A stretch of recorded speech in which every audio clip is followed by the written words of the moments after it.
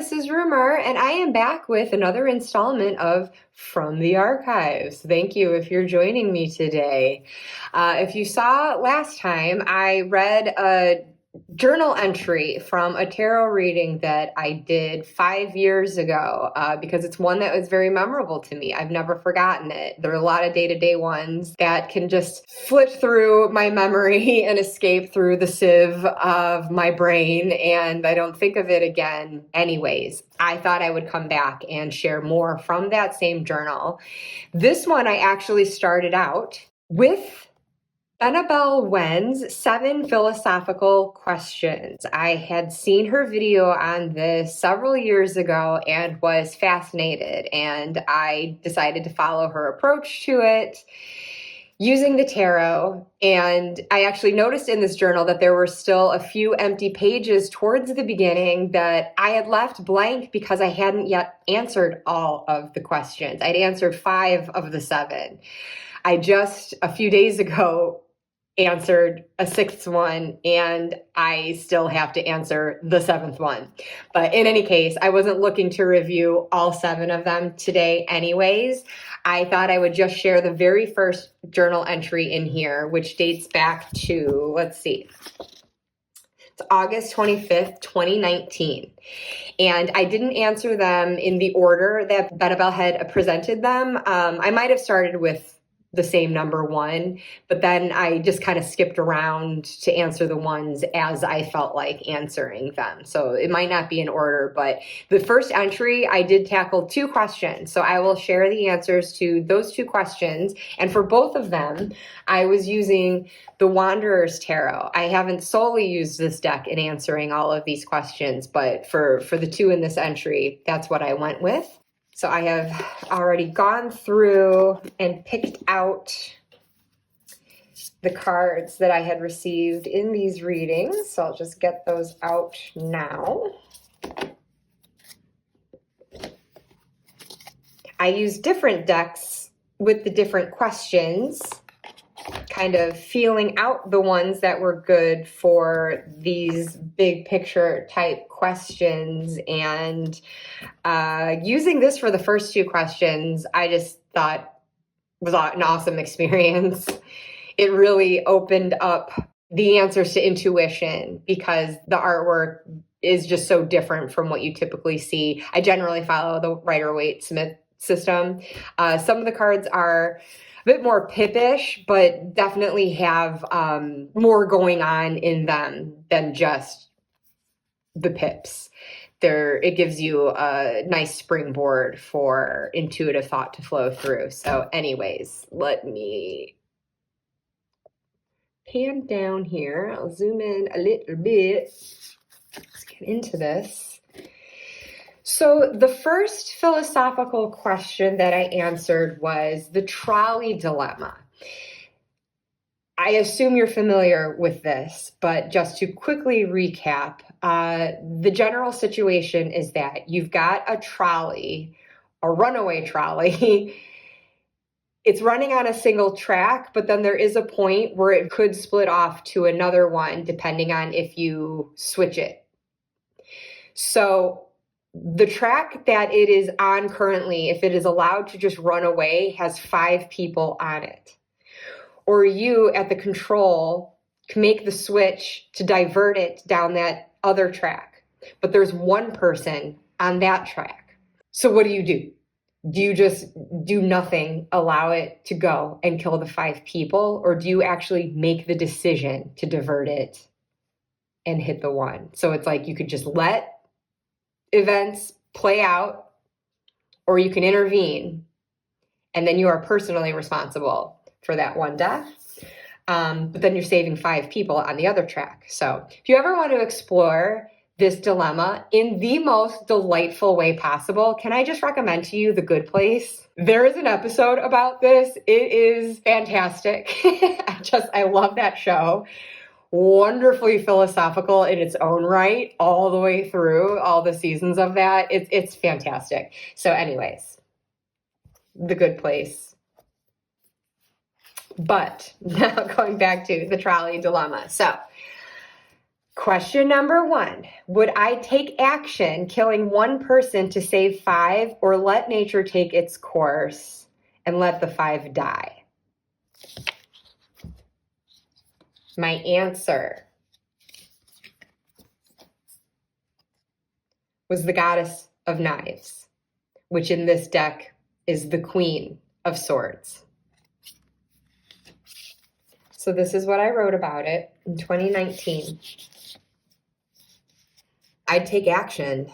Knives, or swords, are an active suit, and the goddess, or queen, thinks with her rational mind, not heart. This cutting clarity is visible in the card's imagery, and she's beaming the answer from her central third eye, showing intuition and a greater good/higher consciousness are a part of this decision as well. The act may seem callous, but it's the most logical. With hand raised, she vows to uphold her duty and follow through, holding the bundle of wheat in her other arm as the one life harvested in order to, quote unquote, feed and thus save the many. This card was chosen as the one underlying my significator, which is the Goddess of Moons, who is otherwise ruled with more emotions. So as Benebell was answering these questions, she was selecting a signifier card, which in this deck, is the Goddess of Moons for me. So shuffle, shuffle, shuffle, shuffle the deck, finish shuffling, turn it over, and then go through it until you find your signifier, and then the card below was the answer. And it's been a while since I've seen her video now, so I don't know if she was doing this or if I was just thinking of it. I was occasionally looking at the cards that were above it as well, just seeing, any card that was touching the queen or near it as being somewhat relevant. And so I saw the card that was above it as maybe being, relevant in some way. Maybe it was more from my consciousness versus subconsciousness, however I was interpreting that. But anyways, so in this case, I flipped through the deck. Goddess of Knives was directly underneath, and the card above was the Star. So as I wrote here, another air active mind card that shows giving and taking too, as water taken from the pond is given to the grass to help it grow. There's such peace and hope to this card, a sense of the natural flow that seems to give my action its divine blessing. Out of tragedy is renewal. So there's my answer and the lesson that I took away from the trolley dilemma. Now, next up was the question, what existed before the universe? Whoa, that's a big one. That's a big one to answer. So, in answer, I drew the 6 of feathers, which in this deck is the 6 of wands. Though as you will hear in my journal entry, I first thought it was the 6 of swords because, bless them, when tarot decks want to get creative and change up the suit names, I don't mind when they do that. I honestly don't. But some decks more than others are confusing for me. Usually it's pretty straightforward if they're calling the classic suit something else. But the feathers just kind of threw me because I was just thinking of birds flying through the air. So I thought air, swords.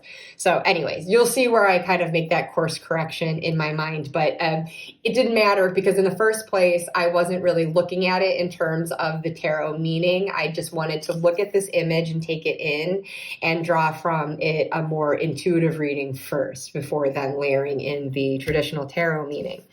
So anyways, reading from my journal,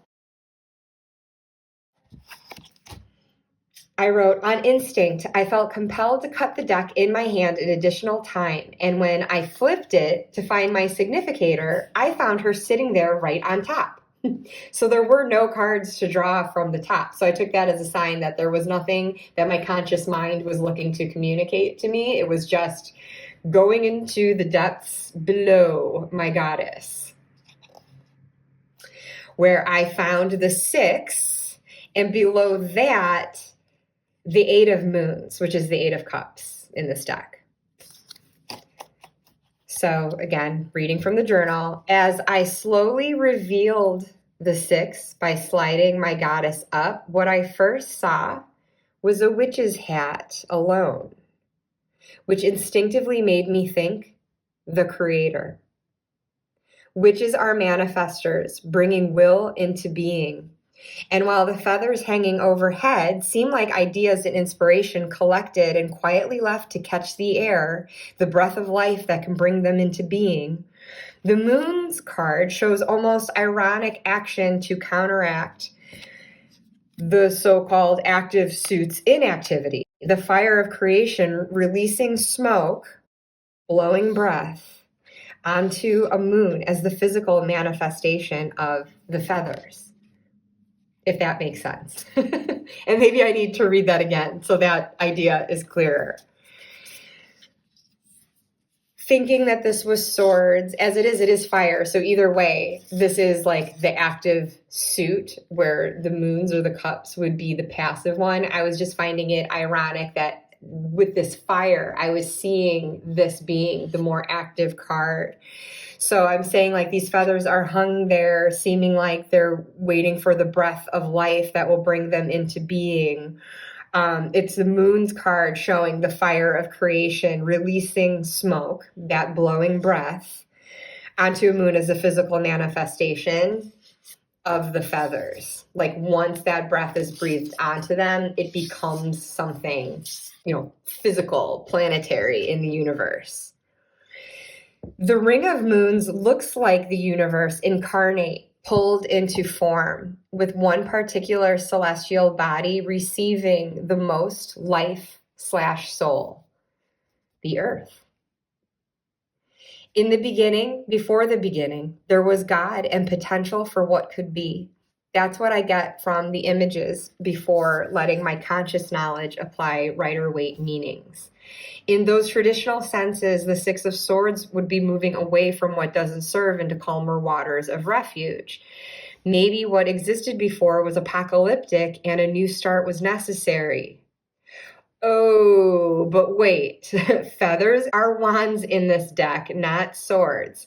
So 6 of Wands is victory, success, accomplishment. Maybe a series of projects achieved and compared before on to the next one. The feathers now look like trophies that a hunter or serial killer would collect. Souvenirs. Too bad, as I was excited to show how the 8 of Cups reinforced the 6 of Swords as a need to move on. Now I suppose it shows how this next effort is moving to higher and higher spiritual planes. The previous moons and feathers were trial and error in seeking greater perfection, forged with more expertise. But if creating our universe, this one, took multiple iterations, is that God's imperfection or ours? Did he deliberately create us as imperfect to see where we'd go from there if we could improve ourselves and evolve from feather to feather? Can God make mistakes? Does our evolution, our trial and error, mirror his own? Does every contraction and expansion represent a do-over? A rolling of the dice to see where they land and if that arrangement and proximity will sustain life or not? Is each big bang like charm casting? So, the big philosophical question raised more questions for me, as you can see here. And I was like, oh my God, this is why I love rereading the old journals, because I don't remember having thoughts like that. I remember doing this reading in the sense that like there were multiple iterations until like this universe was figured out and this way of sustaining life on Earth, like just all the right blend of circumstances were finally in order to create life on this planet. I remembered that, but like thoughts like, was the Big Bang, or is each Big Bang, if it happens over and over again, like charm casting, just from that central condensed source, just cast it out, expanding, expanding, expanding, see where things fall. How are planets forming, and are they too close or too far, or just the right distance away from their sun, of their solar system, to sustain life? This reading just gave me that thought for the first time, because we just figure like, oh, the universe has just been the universe. But to think that like this revealed somehow this idea to me, like each feather was representing a previous universe. Because I don't, perhaps you've heard the science behind this, but I believe it's through the Doppler effect that we've been able to determine that the universe is expanding from that initial bang. Has it expanded and contracted before? Wild. I mean, I'm going to get a headache if I even start thinking about like, well, this concentrated mass, then what was around that? Like, what's beyond the universe? If the universe has limits, like, it hurts. What's infinity? Cannot compute. Too limited in my little human brain. Anyways, I won't bang on that much further, but yeah, this is definitely a reading that stuck in my head over the years. And so it was really fun to just revisit that and see what exactly my train of thought was at the time. And as Benebell encourages, and I'll link her video in the description to this one, you let your intuition, you try not to think about it too consciously, just not giving yourself much time. Like you find your signifier, boom, what is that card? And whether you're drawing more cards or not is really up to you. And I guess I was looking to do like the under and then the over the card that would be on top. And in this case, because there wasn't one on top, I just went deeper below. And yeah, it was just awesome. And it's just like here, like this seemingly simple folk art of this predominantly pippish deck. I mean, it just brought out such big ideas. It's a really deceptive simplicity. So I thought this deck was really fun to use in answering these questions. And so even though I did, according to my journal, go on to use other decks to answer the other ones, I've got that one question left, and I'm going to use this deck to answer that. And can I remember what that question is? I think it's something like, what is divinity? So yeah, I'm going to reach for this deck again to answer that one. But meanwhile, thank you so much for joining me for these two questions, and many thanks after all these years, finally, to Benebell for presenting her 7 philosophical questions video, because it was just tremendous food for thought. Why can't I get this to stay? Sorry. So I enjoyed this exercise greatly myself. It's still ongoing. And please let me know in the comments if you have also answered these 7 philosophical questions, whether you've done so with the tarot or you just have thoughts on it in general. What are your answers to the 2 questions that I discussed today? And are there other philosophical questions that you love to mull over, have maybe even done tarot readings like this for, and seeking the answers? Please drop those in the comments as well. I would love to know. I would love to continue doing readings like this. I'm kind of sad that there's just the one left. I mean, I guess you could do readings again for these questions, but I don't know. I kind of get a feeling of like one and done, like I answered it for myself. And if it's a greater truth, I think the answers that I got are the answers that I got. So I'm not looking to re-answer those questions. So if you have any new ones to throw out there, please let me know. And anything else that this exercise provokes for you. Thank you so much for joining me and taking this little trip back in time to my past tarot readings. And until next time, stay off those trolley tracks. Bye-bye.